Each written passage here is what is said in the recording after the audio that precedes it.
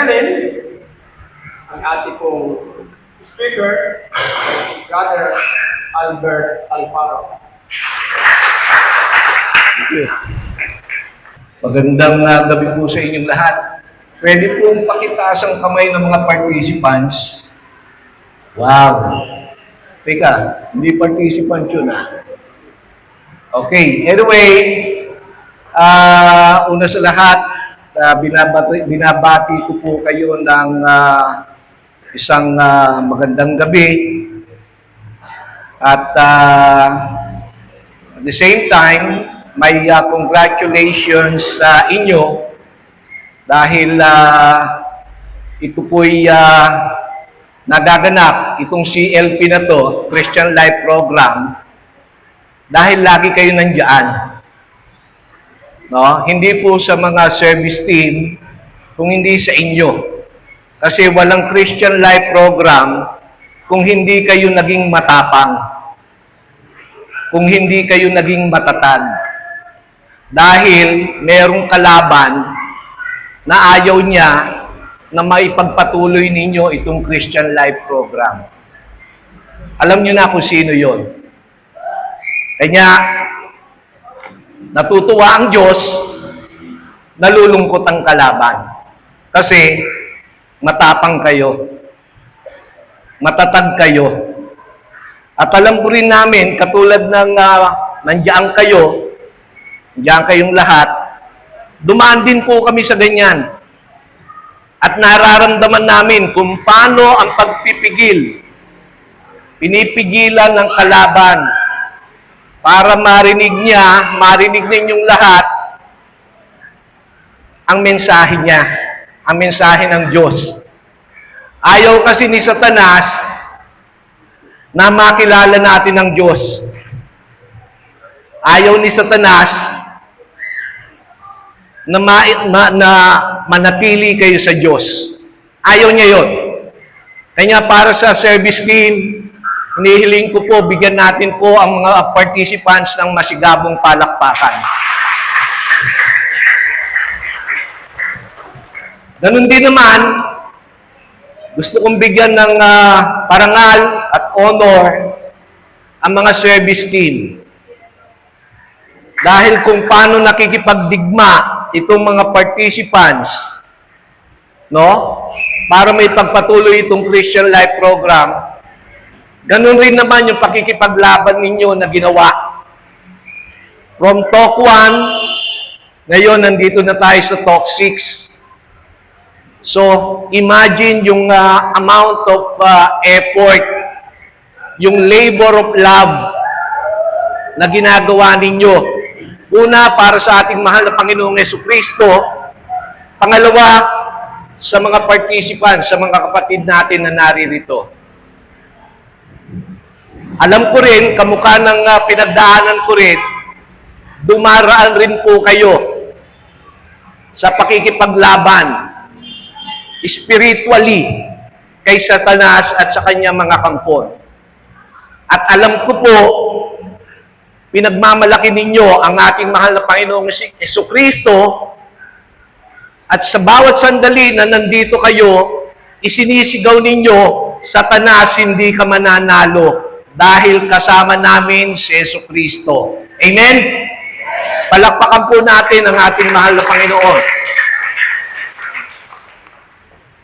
Nagpapasalamat po ako sa lahat na nagdasal para sa akin. Sapagkat itong araw na ito, napaka-special sa akin. Katulad ng sinabi ng ating kapatid na si Brother Tani, meron lang po akong isang anak sa original. O yung mga marites, dahan-dahan, dahil wala pong pangalawa. No? Wala pong pangalawa. Isa lang ang anak ko, babae, at kami po'y binayayaan ng isa ring apo na itong araw na ito birthday niya. Dapat nandun po ako sa Batangas para ipagdiwang yung kaarawan ng aming mahal na apo. Pero ang Diyos muna ang priority. Marami pa naman yung ano na yan. Marami pa yung birthday na yan na ibibigay ng Diyos sa apo ko. Di ba? Pero pagkatapos nito, tatakbo ako para makahabol. Amen? At ngayong araw rin pong ito, reunion ng aming batch sa Tondo.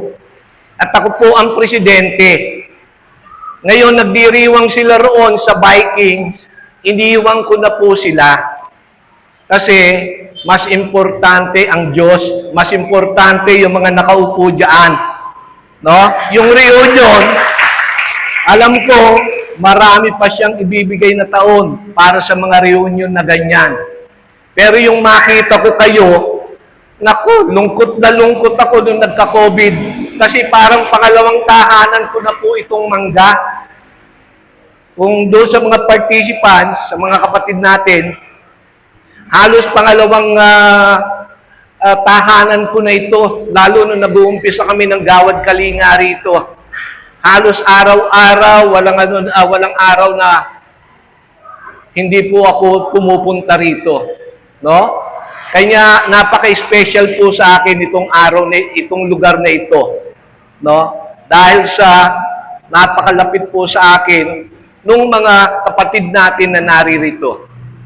At doon sa tagal na hindi ko po sila nakikita, siyempre nag-aalala rin ako. At natutuwa ako na silayong ko pong muli yung mga naggagandahang lalaki at naggagandahang babae ng mga kapatid natin, yung mga brothers and sisters natin. At biyaya yan, mga kapatid, sapagkat ito nagdaang COVID, marami po yung sumalangit nawa ang kaluluwa. Malapit na yung All Saints Day. Di ba? So, kanya, yung mga biyaya na yun, katulad ng pag-uusapan natin ngayong gabi, napakahalaga. Mahalaga pa doon sa mga iniisip ninyong pinakamahalaga sa buhay ninyo. Pera, iniisip nyo yan, mahalaga yan. Asawa ninyo, iniisip nyo, mahalaga yan. Mga anak ninyo, mahalaga yan. Magulang ninyo, mahalaga yan. Maraming mahalaga sa buhay natin. Pero ang hindi batid ng bawat isa sa atin kung ano ang pinakamahalaga sa lahat. At yan po ang tatalakayin natin. At sa tatanggapin ninyo ngayong gabi ito, mga kapatid, alagaan po natin. No? Protektahan natin. Ipinamimigay po ng Diyos yan sa atin. Ibinibigay niya libre, walang bayad. At pag tinanggap po natin, ingatan natin, ipaglaban natin, dahil si Satanas na ating kalaban, pipilitin niyang agawin yan, yung tatanggapin po ninyo ngayong gabi. Ayaw ni Satanas na magamit ninyo yung tatanggapin ninyo ngayong gabi para kalabanin si Satanas at para maraming mag-asawa ang makalaya sa kuko ni Satanas. Dahil yung tatanggapin nyo po ngayon, mga kapatid, magpapatibay sa inyo, mangangalaga sa inyo, maghahatid sa inyo doon sa talagang tunay na tahanan natin. Saan po yung tunay na tahanan natin? Mga kapatid, saan ang tahanan natin? Hindi doon sa karaoke bar na pinupuntahan mo. Hindi roon. Doon sa langit, sa Kanya. At doon kasama natin siya magbibidyoke. Amen? Hindi pa po yun yung talk.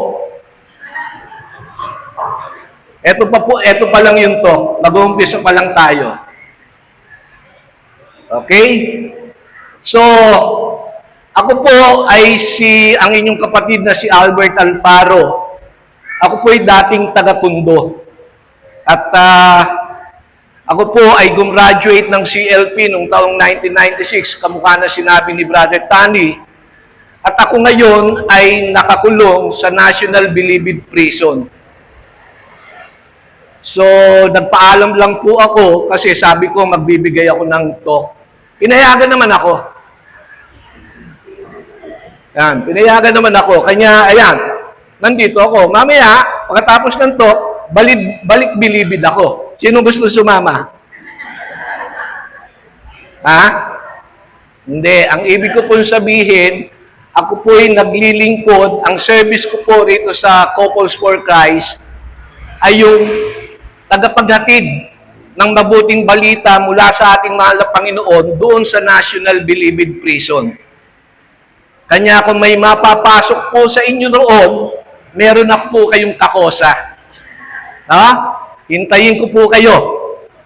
No? Sabihin nyo lang kaagad sa akin, bago kayo pumasok, nasa city jail pa lang kayo, ano nang gang ang sasamahan nyo? Gusto nyo ba sa OXO, sige-sige, komando, bahala na gang, batang city jail, marami. Samahang Ilocano, samahang Bicolano, sari-sari. No? Pwede naman samahan lahat. Kanya lang, tadtad ang katawan mo ng tato. Okay, so, yan po, si Albert Alfaro. At yung ating, bago po tayo magsimula, ang ating pong Bible verse, yung ating talk tonight, is rooted from this Bible verse. Ano po sinasabi diyan? But you will receive the power when the Holy Spirit comes upon you. And you will be my witnesses in Jerusalem, throughout Judea and Samaria, and to the ends of the earth. Kanya nakarating po rito sa Pilipinas. Sapagkat tinanggap natin ang Espiritu ng Diyos, nung natanggap natin yan, tayo pong lahat ngayon, bilang baptized Christian, bilang baptized Catholics, tayo pong lahat ay witness. No? Tayo pong lahat ay tagapagtotoo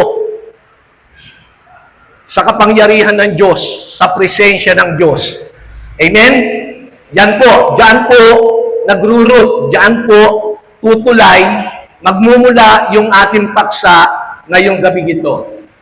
At bago ang lahat, panoorin muna natin yung ginawa kong pelikula para sa inyo. Okay, habang inaayos yung ating tech problem, hayaan nyo muna kantahan ko kayo, okay lang? Ha? May mga dala ba kayong earphone? Ha? Kasi kung wala kayong dalang earphone, maririnig nyo boses ko. Diba? Problema yon. Meron? Ay kaso dapat lahat eh. Dapat lahat.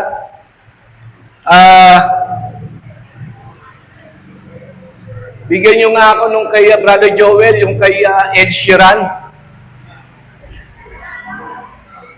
Sinong gusto mag-request? Padala yung request dito. Title. Hindi, kahit title. Yung gusto yung kantahin ko. O sige, mag-ano kayo? Sino singer? Singer na lang. Matt Monroe. I did it my way.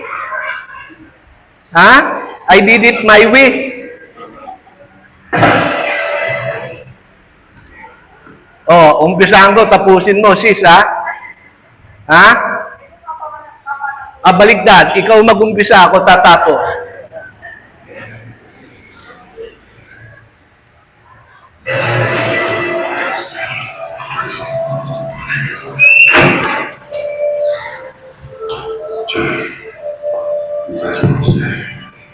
It's good to see you again, Steve.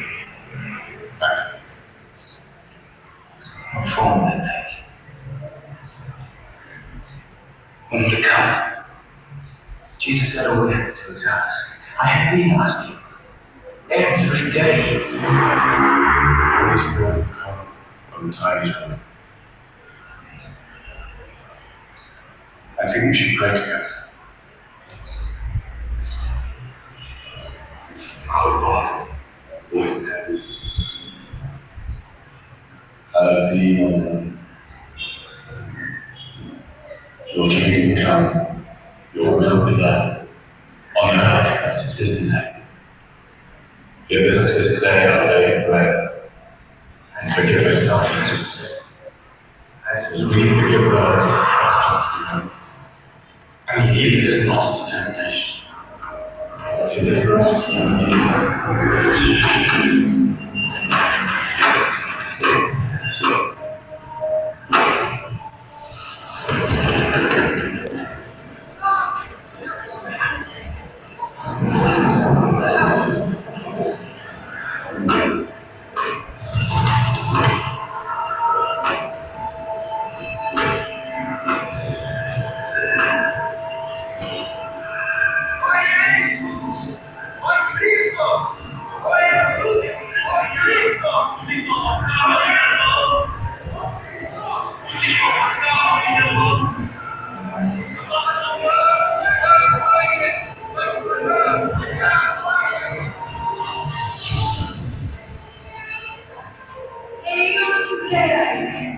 Crucifixum, resurrectum, quidem, vidi.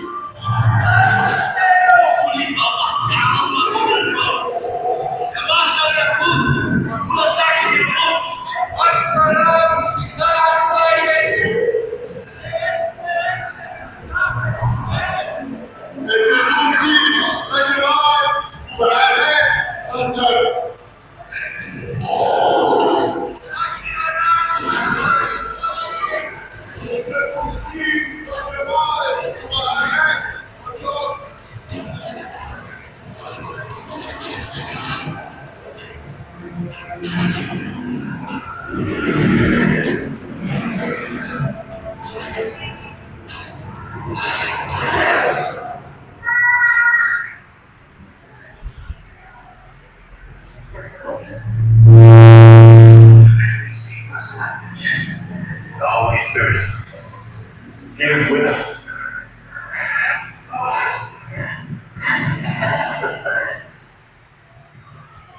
Amen. So, yun po. Mamaya, yung pinanood natin kanina, bibigyan natin ng isang paliwanag na yung pangyayari na yon ay magaganap ngayong gabing ito. Ano yung nakita ninyo, obserbasyon ninyo? May hangin? Malakas na hangin, di ba? Hindi nyo nararamdaman ngayon? Wala kayo nararamdaman? May electric pan, no? Dapat nararamdaman ninyo. Ako, ramdam ko, abot yung electric pan dito eh. Di ba? So, mga kapatid, yun po ay isang paglalarawan nung maganap yung sinabi ng ating mahal na Panginoong Jesucristo na pinagbilinan niya lahat ng mga apostoles na manatili kayo sa Jerusalem hanggang sa tanggapin ninyo ang aking Espiritu na magbibigay sa inyo ng lakas, kapangyarihan, at kayong lahat ay magiging testigo mula sa Samaria, Judea, hanggang sa dulo ng mundo. Yung Bible verse kanina mula sa aklat ng Act 1 verse 8. Yan po ang magaganap ngayong gabing ito. Ngayon, mga kapatid, kung titignan natin, dito siguro sa CAA, mga gano'n na kalaki ang populasyon nito. No? Humigit kumulang, di ba? Dami. Ngayon, itong simbahan, pagka nakikita natin, kadalasan, linggo, yung araw ng obligasyon para tayo'y magsimba at makiisa doon sa napakahalagang pagdiriwang ng pagtanggap ng banal na Eukaristya na hindi na binibigyan ng kahalagahan ng karamihan ng tao ngayon. Tandaan po natin ito, sinabi ng Diyos sa atin, wala kang buhay sa iyo kung hindi mo tatanggapin ang aking katawan at iinumin ang aking dugo. Wala kang buhay. Yan po ang sinabi ng ating mahal na Panginoong Jesucristo. Pero ngayon, wala na. Hindi na mahalaga ang misa. Hindi na mahalaga yung pagtanggap ng communion. Hindi na mahalaga yan. Subalit bago umalis ang ating mahal na Panginoong Jesucristo, ito po ang tandaan ninyo mga kapatid. Nung siya po ay pinako sa krus, ang kanya pong ibinigay ay ang kanyang katawan at ang kanyang dugo at sinabi niya po ito malinaw. Gawin ninyo ito bilang pag-aala-ala sa akin. Pero bakit hindi na natin inaala-ala? Mas mahalaga pa sa atin ngayon yung pulutan, sa bagay, katawan din, at saka emperador. No? Dati, pag pumapasok tayo sa simbahan, katawan ni Kristo. Ngayon, pare, tagay mo. Ito pulutan. Doon na tayo ngayon nagsisimba. Doon na tayo nangungumunyon. Hindi na kay Kristo. Pagharap nyo sa pare at tatanggap po kayo ng komunyon, hindi po pare yung nasa harapan ninyo, kung hindi si Jesus. Si Jesus po yan, na nasa katawan nung mga pare, nung mga special lay minister, na talagang biniyayaan para mag-administer ng ganyang gawain, ang ipagkaloob ang kanyang katawan at dugo. Makikita natin, bakit yung pagiging Kristiyano ngayon parang napakahina? Lifeless, no? Walang buhay, walang kapangyarihan. Doon sa pelikula, doon sa movie na napanood po natin, yung mga apostoles, bakit nandoon na parang takot na takot? Bakit sa palagay nyo takot? Yung mga apostoles. Enan? Ha? Bakit sila takot? Very good. Palakpakan po natin si Enan. No? Hinuhuli sila ng mga Romano. Bukod doon, Enan, ano ba ang pagkakilala nila kay Jesus? Tinanong ang mga apostoles, ang mga alagad ni Jesus, ano ba ang sinasabi ng mga tao tungkol sa akin? Sino daw ba ako? Sumagot sila, ikaw raw si Elijah, ikaw si Elias, ikaw Pedro. Ikaw po ang Misaya. Sabi ni Pedro, Pedro, tandaan mo ito, hindi galing sa iyo yung sinabi mo, kung hindi galing sa Espiritu ng Diyos.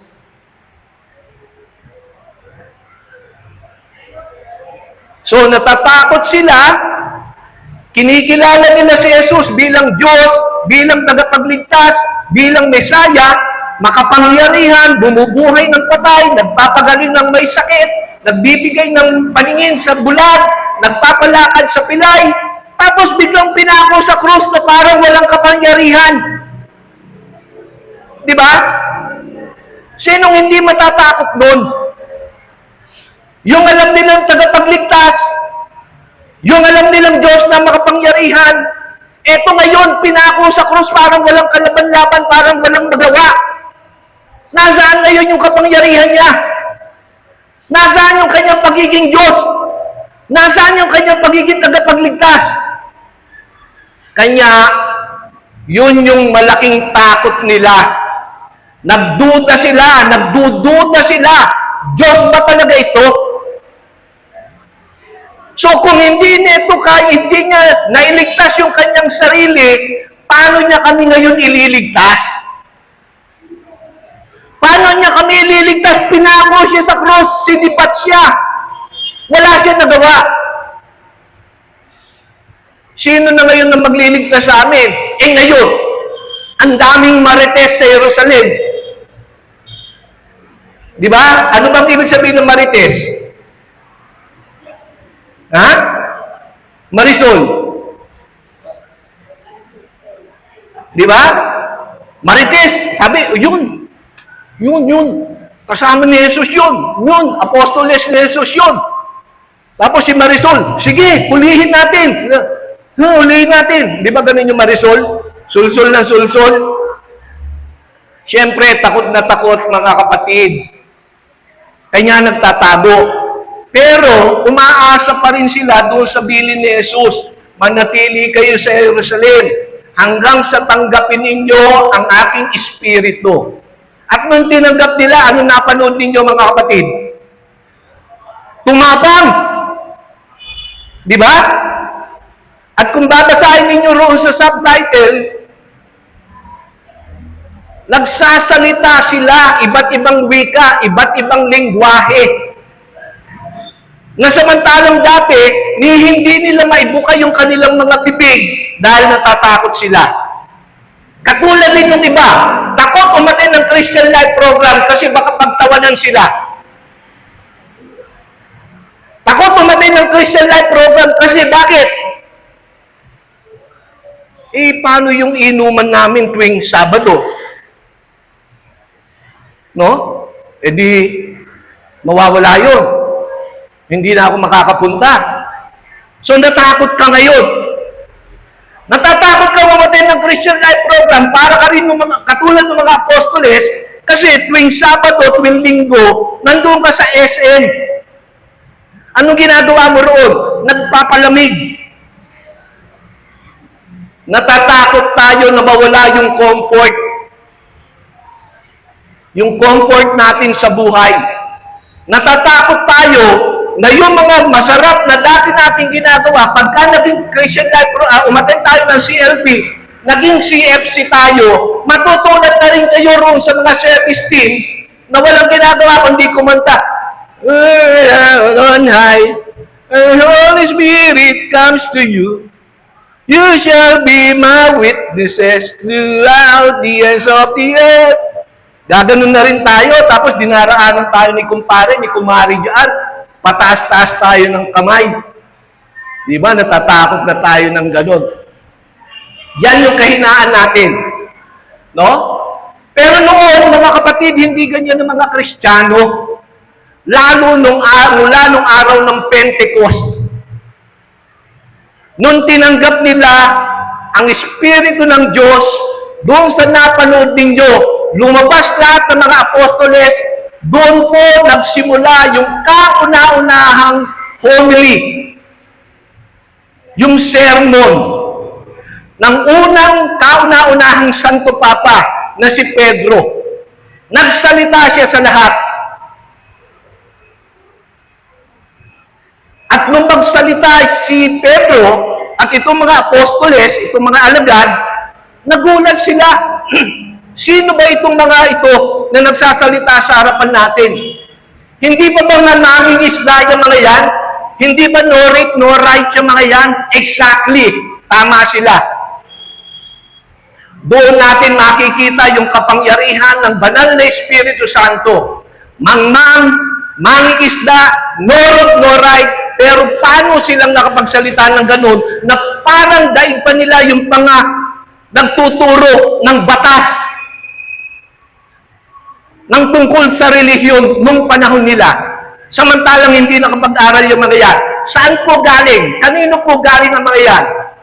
Kanino, mga kapatid? Kanino, Alfred? Ano po yung tanong?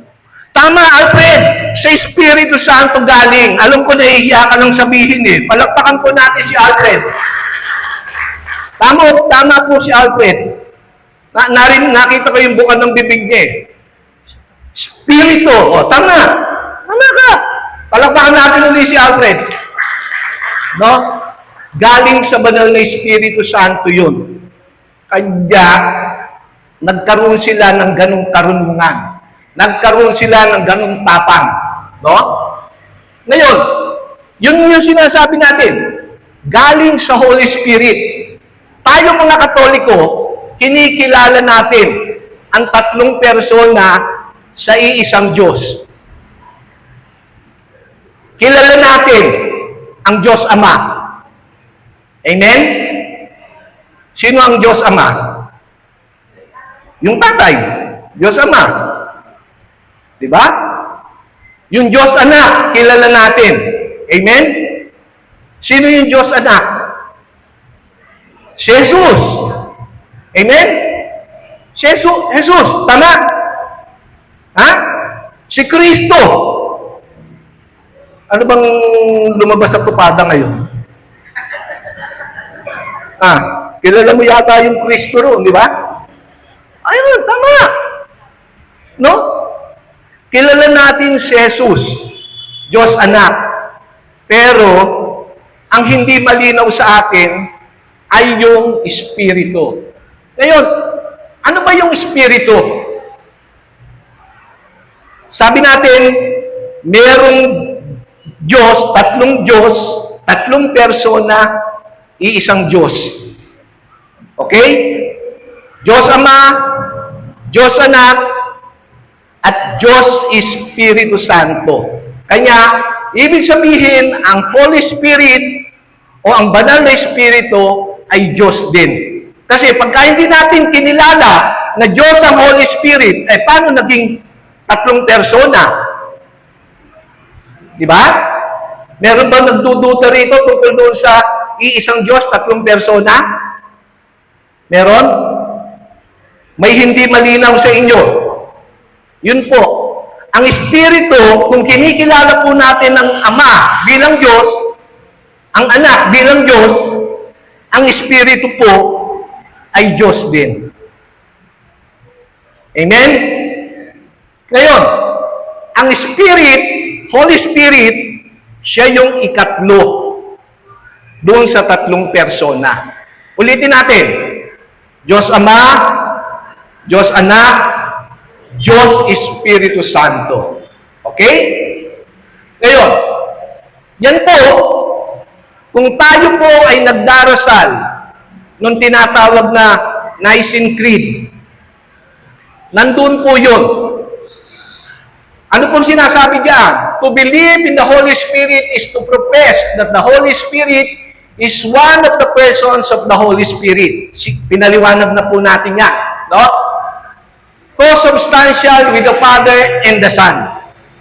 Ibig sabihin, yung Holy Spirit nagmula po sa Ama at sa Anak. Reverse, yung Espiritu na nasa Ama at nasa Anak is the same Holy Spirit doon sa Holy Trinity. Amen? Ngayon, Holy Spirit, bukod sa pagiging Diyos niya, ano pa siya? Siya po ay Lord and Giver of life. Doon sa Nicene Creed, dinarasal po natin yan. Ano po ang pagkakilala natin kay Jesus? Sino siya? Anong tawag natin kay Jesus? Panginoon. Amen? Panginoon. Natatandaan po ninyo kung anong ginawa ni Jesus kay Lazarus? Hello? Kilala niyo si Lazarus? Ha? Sige. Yun. Yung namatay na kaibigan niya at binuhay. So, anong tawag doon? Giver of life. Tagapagbigay ng buhay. Yan po ang isa sa katangian o pagkakilala natin sa Espiritu Santo. Amen? Ano ang ibig sabihin naman nito? Ano ang Holy Spirit? Ang Holy Spirit ay Paraclete. Pero, ano ang ibig sabihin ng Paraclete? Meron pong ibig sabihin yan. Isa sa ibig sabihin ng Paraclete ay guide. Sa Tagalog, gabay. Siya yung gumagabay sa atin. Pagka nagdarasal tayo, di ba? Panginoon, gabayan mo po kami. Bigyan mo po, tanglawan kami ng iyong liwanag. So, ang Holy Spirit ay gabay. Hindi natin siya nakikita, pero ginagabayan niya tayo. Ano pa? Ang Holy Spirit ay isang friend. Kaibigan. BFF. Ano ba yung BFF? Dito? Sige na nga, Re. Best friend forever. Best friend forever. Kung may BFF po tayo rito sa lupa, dito sa heaven and on earth and in heaven, dapat ang BFF natin sino? Sino? Sino ang hina? Si Jesus, no? Siya yung BFF natin. Ano pa? Defender. Ano yung defender? Tagapagtanggol. No? Tagapagtanggol. So, katulad ng mga asawa natin na lalaki, ano po ba yung mga role, isa sa role ng mga asawang lalaki? Protector. Tagapagtanggol. Diba? Yan po ang Holy Spirit. Yan po ang isa sa ibig sabihin ng Paraclete. Tagapagtanggol. Ano pa? Counselor. Tagapayo. Ano pa? Helper. Imagine ang role ng Diyos sa atin. No? Helper. Katulong lang siya. No? Ano pa? Advocate. Tagapagtaguyod. And comforters. Yung mga kama ninyo, sinasapinan ninyo ng comforter para masarap matulog. So imagine yung role ng Diyos sa atin, parang ginawa nating mattress, comforter. Hindi comfort room. Ulitin ko, comforter. Okay? Next.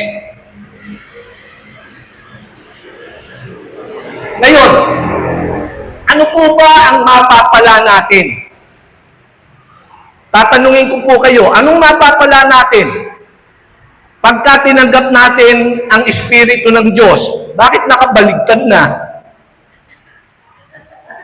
Nakabaligtad na. Ha? Boyet, pagka tinanggap natin ang Espiritu ng Diyos, ano yung makikita natin? Ano yung pabor na makukuha natin? Union with God. Amen! Kasi nabasa mo. Palakpakan natin si Boyet. Ang husay ni Boyet magbasa. Yay! Very good. Okay. Union with God. Anong ibig po sabihin ng union with God? Tayo po mga kapatid, sa tuwing nagkakasala po tayo po'y nase-separate sa Diyos. Ano po ba ang tawag kay Satanas? Diablo. Ang meaning po ng Diablo ay tagapaghiwalay. Tagasira ng relasyon. Yan po ang Diablo. Yan ang ibig sabihin ng Diablo. Kanya, pinipilit niya na ang bawat tao, tayong lahat, magkasala para tayo'y mapawalay sa ating Diyos. Di ba? Halimbawa, si Boyet, sa gandang lalaki niya, no? Sa tuwing nandiyan siya, laging may kumikindat sa kanya. Hindi niya alam yung kumikindat sa kanya, transgender. Di ba? Siya kindat rin ng kindat. No? So, ano nangyari? Nagkakasala siya. So, pag nalaman ni Sister Del, ano mangyayari Sister Del? Ano mararamdaman mo? Masama ang loob ni Sister Del. Dati siya yung kinikindatan, ngayon yung transgender na kinikindatan. Di ba? So ano nangyari? Nagkasala ka, kung kayo biglang tao naghihiwalay, lalo na ang Diyos. No? Lalo na ang Diyos. Ito pong gusto ko mong ipaliwanag sa inyo. Bakit namamatay ang tao? Dahil sa kasalanan. Ngayon, yung pagkamatay at muling pagkabuhay ng ating mahal na Panginoong Jesucristo, sinaklaw niya na po yung kapangyarihan para bawiin tayo sa kamatayan. Pero, may kondisyon yun. Okay? Tsaka na natin pag-uusapan nyo pagka CFC na kayo. Amen? So yun, pagka tinanggap po natin ang Espiritu ng Diyos, ang ating pong makikita, ang ating pabor na makukuha is union with God. Muling magkakabalikan si Del at saka si Boyet. No? So, anong pagka nagkabalikan si Del at saka si Boyet at tayong lahat, nakabalik tayo sa ating mahal na Panginoong Jesucristo, ang magiging buhay natin nun masaya, mapayapa. Amen? O, ano bang tatanggap natin? Ano yung makikita natin? A new nature. Ano ibig sabihin ng a new nature? Ibig sabihin, pagka lagi kang gumagamit ng moisturizer sa mukha, lagi kang pumupunta sa loose para magpa-facial, ano mangyayari sa iyo? A new nature. Bago na yung mukha mo, kumikinang, namumuti, parang arena. Di ba? Kasi panay ka sa loose. Numipis na nang numipis yung skin sa mukha mo, kakalus, kaka-facial. Ang new nature, ang ibig sabihin, magkakaroon tayo ng bagong katauhan. Yung pagiging makasalanan natin dati, mapapalitan yun. No? Mapapalitan yun. Yung hindi natin kayang mahalin ng tapatan, yung ating pamilya, yung ating asawa, yung ating anak, yung hindi natin kayang magpatawad doon sa mga nagkasala sa atin, doon sa mga nanakit sa atin. Because of, when we receive the Holy Spirit, we gain. And that gain is the new nature. Kaya na nating patawarin yung mga nagkasala sa atin. Yung mga nakasakit sa atin. No? Yung hindi mo dati magawa, nagagawa mo na. Yung paglilingkuran mo ng mabuti, yung pamilya mo. Yung lahat ng igugugol natin. No? Una sa Diyos, pangalawa, doon sa mga ibinigay sa atin na maliit na simbahan. Sapagkat yung pamilya na ibinigay sa atin ay isang maliit na simbahan. At yung simbahan na yan na ibinigay ng Diyos, para sa Diyos yan. Anong dapat gagawin yan sa simbahan na yan? Aalagaan po yan. Iingatan po yan. Ipagtatanggol po yung simbahan na yan. Sino ang namumuna sa pagtatanggol na yan, sa pag-iingat na yan? Yung mga pare. Sino yung pare ng pamilya, ng maliit na simbahan na yan? Taas ang kamay! Yung mga lalaki po, taas. Taas, sino po yung mga pare? Yan po, palakpakan po natin. Yung iba, ayaw tumaas. Tumataas lang sila. Logo, lagis, kapula, sa puti, sa penoy, sa balot. Sa ganun nagtataas. No? Pero tinanggap natin ang Holy Spirit, new nature. O, tawagin natin ulit. Sino ang pari ng simbahan na ibinigay ng Diyos sa inyo? Taas ang kamay. Yan, matapang na. Amen. Palakpakan ko kayo. Amen. No? Ano ba ang matatanggap natin pagka tinanggap natin ang Espiritu Santo? Power to serve. Tayo po ang mga service team. Tayo po. Yan po ang service team. Palakpakan po natin silang lahat. Hindi po madali yung ginagawa nila. Noong tinanggap nila ang Espiritu ng Diyos, nagkaroon po sila ng lakas, ng kapangyarihan para maglingkod. Doon, sabihin mo, yung bang magtotok, ay hindi ko pwedeng gawin niya, mahihiyain ako. No? Kasi wala naman sa figura ko na mukha akong artista para lumantad sa inyo. Diba? Wala ako noon. No? Hindi ko po kayang gawin noon. At saka, bago ako pumunta sa ganito, abay po, sasamahan ko na yung mga kumpare ko. Mag-iinuman na lang kami. Tsaka kami kakanta. Tapos, meron akong katabi. Diba? Hindi naman pwede kakanta ka, wala kang katabi. Ay yung mga marites dyan, yung mga ngiti ninyo, parang ngiting malisyosa. Katabi ko yung kumpare ko. Kumakanta kami. No? Pero, nung akin pong tanggapin, kamukha ninyo, nung nakaupo ako dyan, talk number 8 nun, hindi mo na pinagpapalit ang Diyos. Pagdating ng Sunday, o mga day of obligation na dapat pumunta sa simbahan at magsimba, yung pagdarasal ng banal ng Holy Rosary, pati yung apo namin na 2 years old, paggising ko, naghihintay na sa bahay. Hinihintay nilang gumising ako. Paggising ko, pati mga katulong, automatic yan. Pag umupo na ako sa harapan ng altar, alam nila, magdarasal na kami ng Holy Rosary.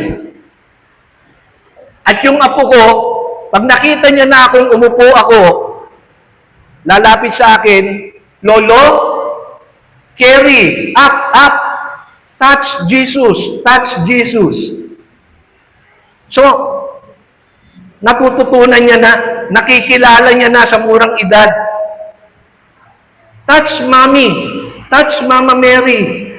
Gaganunin niya ako. Lolo, carry, up. Touch Mama Mary. Ang sarap. Kaya ko bang gawin noon yon? Na paggising mo, hindi ka pa nagmumumog, hindi ka pa nakapag-toothbrush, uupo ka na, nasa harapan mo yung altar, kukunin ko na yung nakasabit na rosary. Eto, noon, nakakaya magsuot ng ganito. Pero ngayon hindi. Di baling walang relo, basta meron neto. Amen? Di baling walang relo, hindi ako sanay magrelo, sa totoo lang. Hindi ako sanay niyan. Kanya lang, common na regalo, sa tuwing magkikita kami ng regalo, saan yung relo? Di ba? May cellphone, may orasan sa cellphone. Ano pa ito? Di ba? Ang bigat nga eh. No? So mga kapatid, power to serve. Sila pong lahat, kayo pong lahat, you receive the Holy Spirit, then you gain. And one of the gain that you receive from the Holy Spirit is the power to serve. And when you receive the Holy Spirit, nagbago po ang inyong kaanyuhan. No? At, yun nga po, nagkaroon po tayo na naging united kaisa ng Diyos. Amen? Palakpakan po natin ang ating mahal na Panginoon. Next. Now,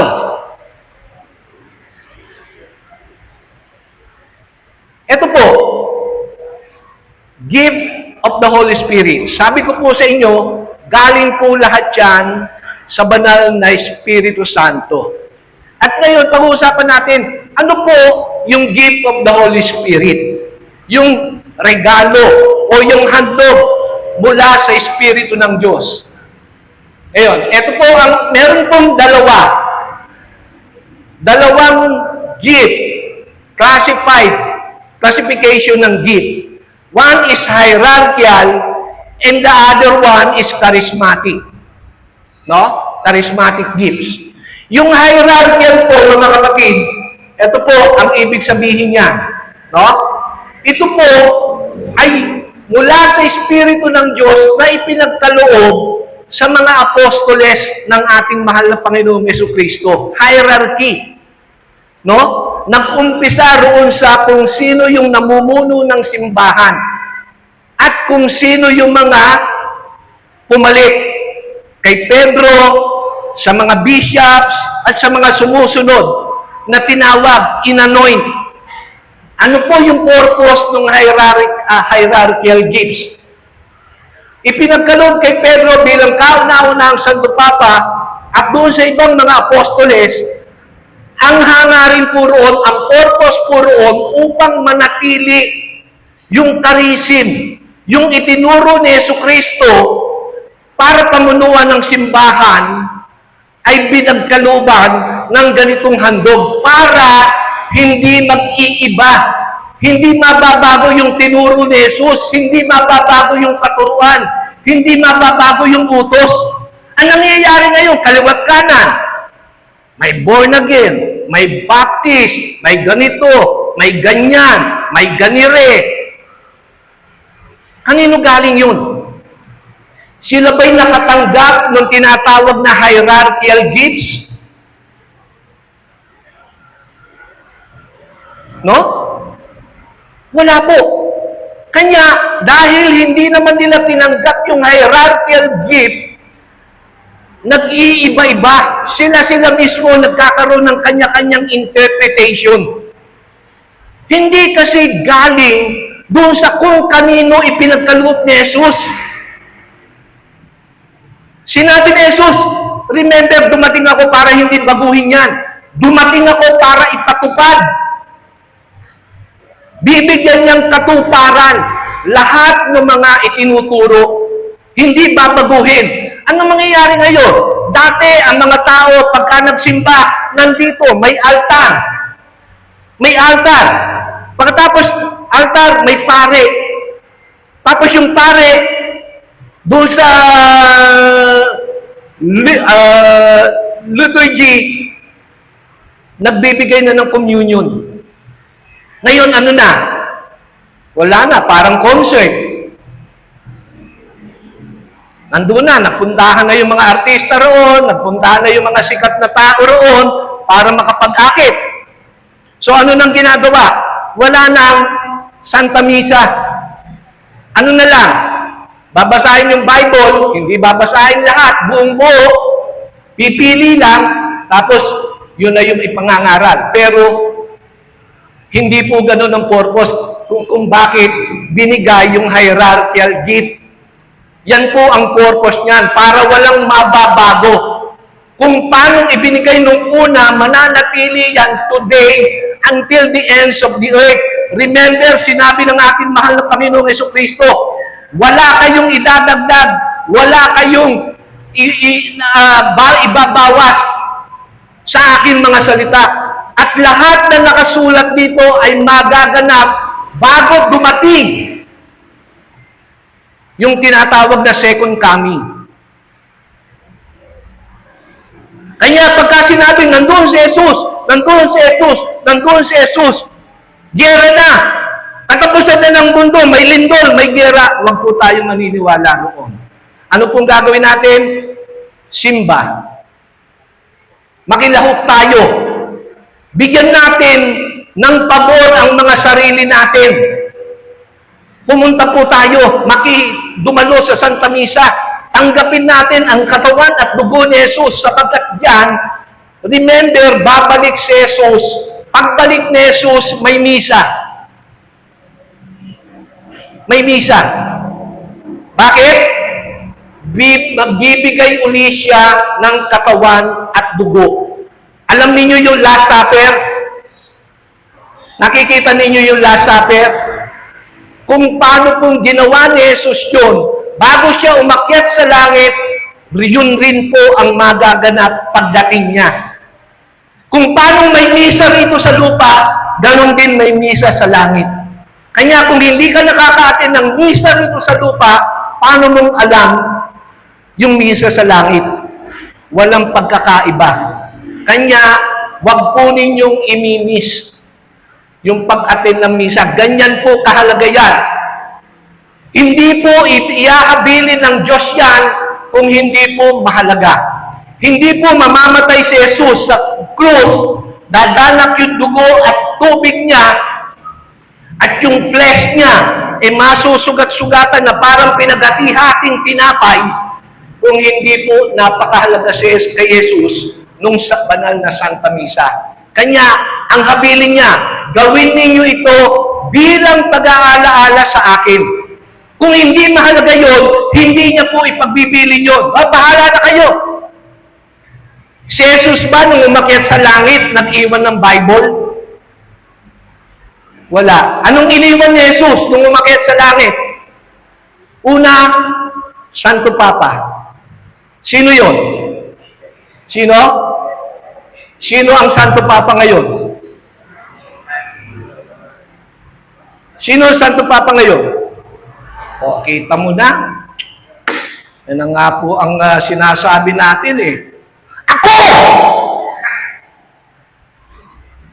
Hindi, si Pope Francis. Amen? Yan po mga kapatid, no? Ano naman yung charismatic gifts? Ito po yung ibinibigay sa atin. Yan po yung tatanggapin natin ngayong gabi. Yung charismatic gift. Ano-ano po ang charismatic gifts? Maestro, sa charismatic gift, meron pong teaching gift, merong sign gift, at merong revelational gift. No? Ano po yung wisdom? Yan po sa Tagalog, karunungan. Okay? Next, knowledge. Ano po yung knowledge? Pakilakas. Wow! Inspire ka. Next. Faith. Pananampalataya. Wow, may star ka rin. Okay. So, healing. No? Ano yung healing? Ha? Hindi mo, ikaw na nga magbasa? Yan. Yan yung mga paborito ng mga sisters. Yung hiling. Anong ibig sabihin ng hiling? Yung hingi ng hingi. Yun ba yun? Ay, hindi. Tagapagpagaling. Ibig sabihin, pagka may sakit, sa dahil tinanggap mo ang Espiritu ng Diyos, pagka pinagdasal natin, gagaling. Amen? Anything we ask in faith, mangyayari po. Mangyayari po. Amen? Pero wag lang kayong magdasal na ang ipagdarasal nyo uutang kayo sa akin. Walang effect. Kasi yun rin yung kailangan ko. Hindi ko nga alam kung makakapagpagasolina pa ako eh. Okay, next.